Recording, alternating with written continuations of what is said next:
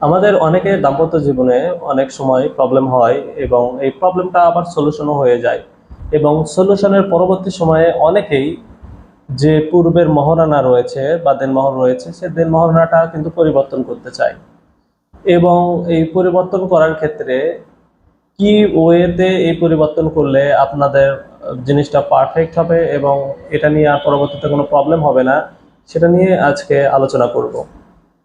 প্রথমত, আপনি যতবারই বিবাহে রেজিস্ট্রেশন করেন না কেন, সেই ক্ষেত্রে আইন অনুযায়ী আপনি প্রথম যে রেজিস্ট্রেশনটা রয়েছে বিবাহের, সেই রেজিস্ট্রেশনের যে দেনমোহরানা রয়েছে ওইটাই কিন্তু দেনমোহরানা হিসেবে কাউন্ট হবে, পরবর্তীগুলো কাউন্ট হবে না। এখন পরবর্তীগুলো কাউন্ট করার জন্য প্রত্যেকটি রেজিস্ট্রেশনের মধ্যবর্তী সময় অর্থাৎ প্রথম রেজিস্ট্রেশন থেকে পরের রেজিস্ট্রেশন, এই দুইটি রেজিস্ট্রেশনের মধ্যে আপনাকে অবশ্যই একটি ডিভোর্স পেপার রেডি করতে হবে।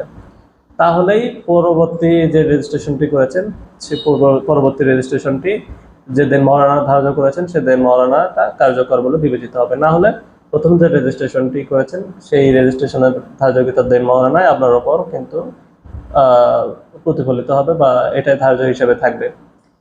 এই জন্য যতবারই রেজিস্ট্রেশন করেন না কেন প্রত্যেকটি রেজিস্ট্রেশনের আগে আপনাকে অবশ্যই একটি ডিভোর্স পেপার তৈরি করতে হবে। এখন আবার প্রশ্ন আসে, ডিভোর্স কিন্তু আবার তিন ক্যাটাগরির হয়ে থাকে, অর্থাৎ স্বামী কর্তৃক ডিভোর্স হতে পারে, স্ত্রী কর্তৃক ডিভোর্স হতে পারে, অথবা আরেকটি রয়েছে সেটা হচ্ছে খোলা তালাক বা আপোষ আপোষ আপোষ তালাক যেটাকে বলে। এই ক্ষেত্রে আমরা কোন ধরনের ডিভোর্স পেপার রেডি করবো, এটা হচ্ছে ইম্পর্টেন্ট বিষয়। সবসময় চেষ্টা করবেন যদি মহারণা পরিবর্তনের বিষয়টি আসে উভয় পক্ষ মিলে অর্থাৎ খোলা তালাকের মাধ্যমে ওই ডিভোর্স পেপার রেডি করবেন এবং পরবর্তী যে রেজিস্ট্রেশন পেপার রয়েছে সেই বিবাহ রেজিস্ট্রেশন পেপারে মহারণাটা ধার্য করবেন। তাহলে পূর্বের যা কিছু আছে সব শেষ হয়ে যাবে, পরবর্তীতে যে রেজিস্ট্রেশনটি করেছেন বিবাহের জন্য সেই রেজিস্ট্রেশনের ধার্যকৃত মহারণা আপনার উপর কার্যকর বলে বিবেচিত হবে। অনেক ক্ষেত্রে যদি এরকম হয় যে একপক্ষীয় তালাক দিলেন অর্থাৎ একপাক্ষিক তালাক, সেটা মেয়ে তার হাজবেন্ডকে তালাক দিতে পারে অথবা স্বামী তার ওয়াইফকে তালাক দিতে পারে, এই ক্ষেত্রে একটা বিড়ম্বনা হয়ে যেতে পারে ভবিষ্যতের জন্য। আইন অনুযায়ী আপনি একপক্ষীয় তালাক দেওয়ার পরে যদি আবার রেজিস্ট্রেশন করেন সেই ক্ষেত্রে কিন্তু আপনার স্ত্রী আপনার কাছ থেকে ওই তালাক দেওয়ার পূর্বে যে দেন মহারণা করে রেজিস্ট্রেশন করেছেন সেই রেজিস্ট্রেশন অনুযায়ী পূর্বের দেন মহারণাও কিন্তু আদায় করতে পারবে এবং পরবর্তীতে যে দেন মহারণা করেছেন সেটাও কিন্তু আদায় করতে পারবে। সুতরাং এই বিষয়টি কিন্তু সেন্সিটিভ ভাবে খেয়াল রাখবেন।